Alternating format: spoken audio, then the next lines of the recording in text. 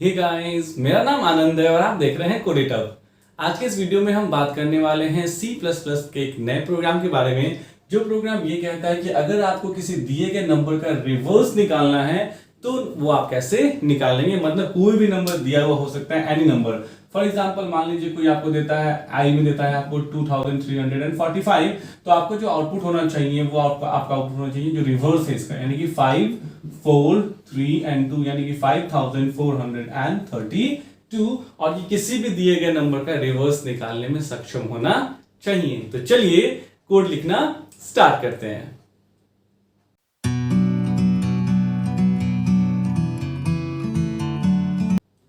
तो अगर हम बात करें अपने कोडिंग की तो ऑब्वियस सी बात है, मेरा सबसे पहला लाइन जो होगा वो होगा #include iostream.h।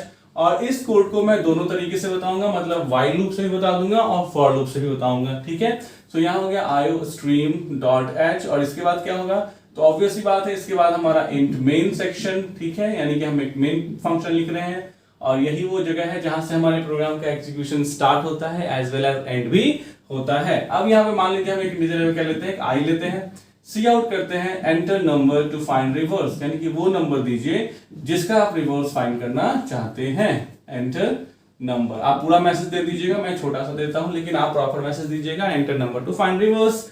ठीक है, क्योंकि मुझे ठीक उसके बगल वाले बोर्ड में जो है वो फॉर लूप से प्रोग्राम बनाना है, इसीलिए। अब यहाँ पे मैं उसको कहां रीड कर लूंगा, तो इसको मैं आई में रीड कर लेता हूं।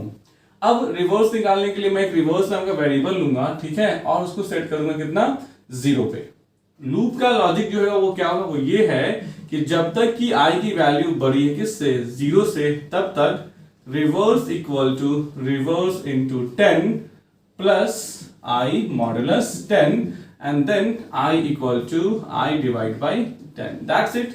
जो भी रिवर्स था वो REB में निकल गया और यहाँ पे आप क्या कर दीजिए, सी आउट कर दीजिए, cout /n reverse equal to किसकी वैल्यू, REB की वैल्यू का प्रिंट कर देंगे और यहां से आप क्या रिटर्न कर देंगे, रिटर्न कर देंगे इसको 0 को। हो गया program, this is the program जी। रिटर्न 0 मतलब प्रोग्राम टर्मिनेटेड सक्सेसफुली। तो ये तो ठीक है, हमने यहाँ पे जो है सेमीकोलन देना है, हमने यहाँ पे अपना कोड लिख दिया। कोड लिखने के बाद सिर्फ कोड लिखना ही नहीं है, हमें कोड को समझना भी है कि कोड एग्जैक्टली कैसे वर्क को परफॉर्म करता है, जिसके लिए मेरे पास एक कॉन्सेप्ट है। मैंने अपने पूरी ट्यूटोरियल में ये कॉन्सेप्ट जरूर यूज किया है, that is called dry run. हर प्रोग्राम का एक ड्राई रन होता है, मतलब हम ये देखते हैं कि कैसे ये प्रोग्राम एग्जैक्टली अपने वर्क को परफॉर्म करता है। तो चलिए देखते हैं। मान लीजिए यूजर ने आई में मैं इतना बड़ा नंबर नहीं लूंगा, 234 दिया, क्योंकि जितना बड़ा नंबर दूंगा मुझे एग्जीक्यूट उतना लंबा करना पड़ेगा। ठीक है, अब मुझे इस नंबर का क्या निकालना है, रिवर्स निकालना है। I have to find the reverse of 234। I में यूजर ने कितना दिया, 234। तो हमारा कोड कैसे वर्क करेगा वो हमें देखना है। चलिए सबसे पहले हम देखते हैं कि रिवर्स नाम का एक वेरिएबल हमने लिया है जिसको 0 पे सेट किया है। तो चलिए रिवर्स नाम का वेरिएबल लिया, इसको 0 पे सेट कर दिया। ओके, नाउ यहां से हमारा लूप शुरू होता है, ये हमारा लूप का सेक्शन है ना। यहां चेक करते हैं आई की वैल्यू 0 से बड़ी है क्या, आई में कितना है, 234, 0 से बड़ा है जी, बिल्कुल है। ये दोनों स्टेटमेंट बारी बारी से क्या होंगे, एग्जीक्यूट होंगे। कौन सा statement, reverse equal to reverse into 10 plus i modulus 10।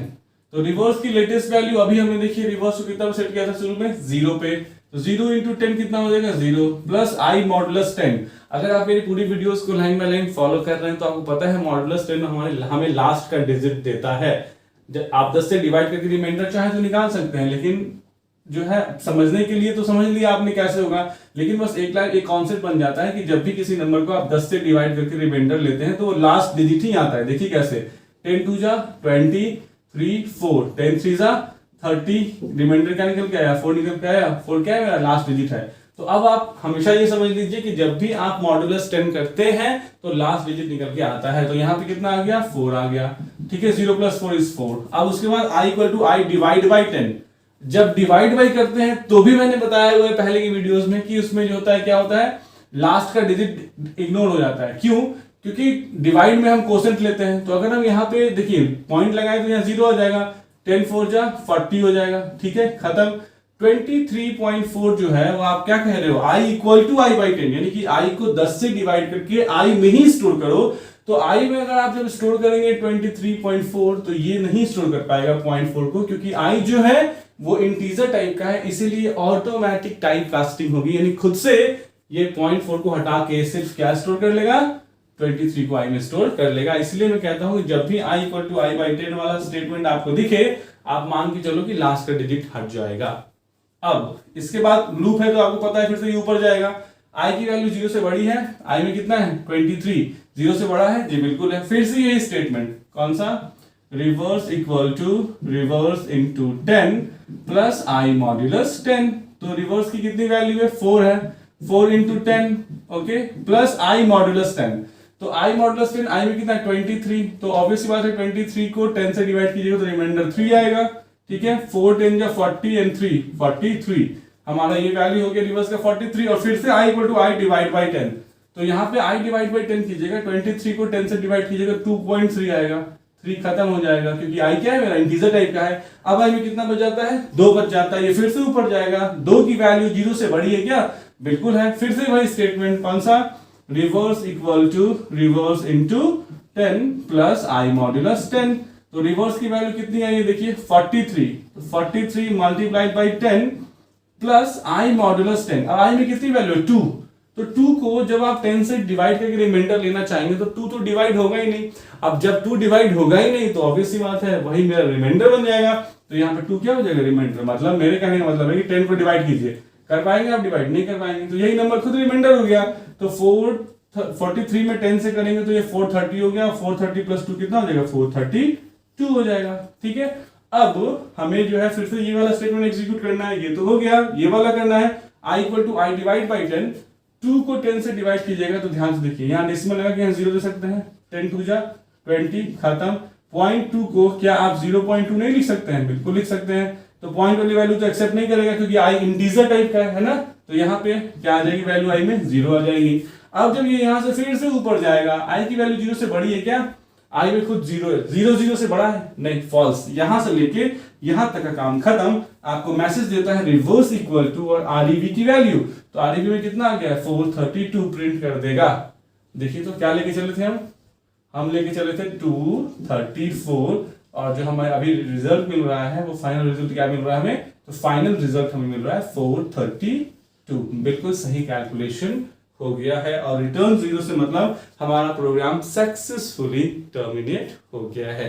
तो मतलब हमारा प्रोग्राम बिल्कुल ही फाइन है, बिल्कुल ही सही है, करेक्ट है, क्योंकि हमने इसको ड्राई रन के जरिए भी करके देख लिया कि कैसे ये सिस्टम में अपने वर्क को परफॉर्म कर रहा है और सही कर रहा है या नहीं कर रहा है। अब यही प्रोग्राम सेम हमें फॉर लूप से बनाना है। ठीक है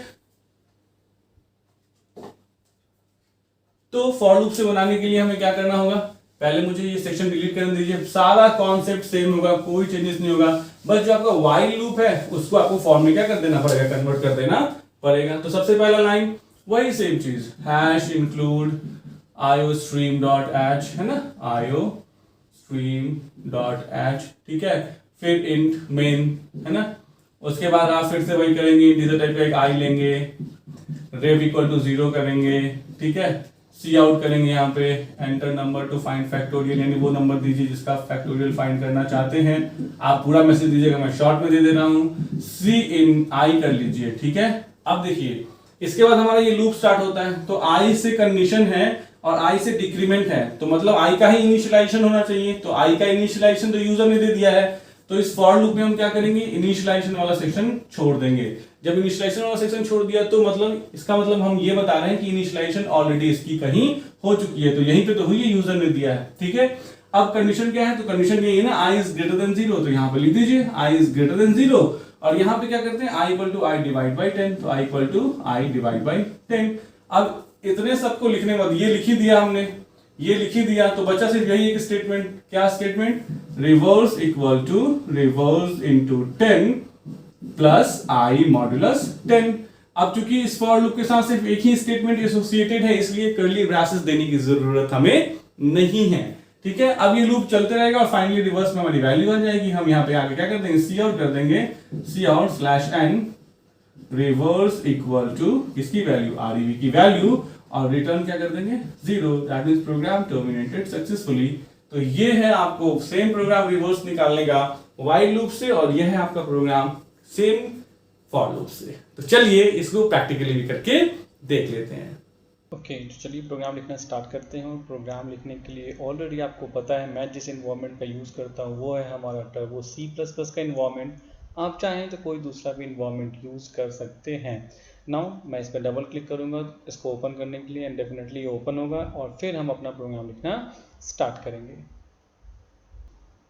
ये हमारा टर्बो C++ स्टार्ट हो गया। यहाँ पे हम क्लिक करेंगे स्टार्ट टर्बो C++ पे और टर्बो C++ क्या हो जाएगा, स्टार्ट हो जाएगा। और यहाँ पे हम जाएंगे कहाँ, फाइल मेन्यू में और फिर न्यू पे क्लिक करेंगे, ठीक है। और अपना हम प्रोग्राम लिखना स्टार्ट करते हैं। तो ऑब्वियसली पहला सा line hash include iostream stream dot h, then फिर से आपको लिखना पड़ेगा hash include conio dot h and then conio dot h and then after that int main.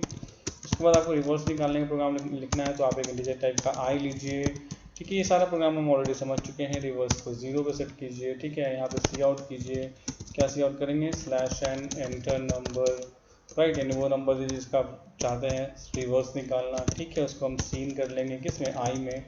अब यहाँ पे हम एक लूप लगाएंगे जब तक कि आई की वैल्यू क्या है 0 से बड़ी है, तब तक हम क्या करेंगे, reverse equal to reverse into 10 plus i, okay, plus i modulus what 10, right.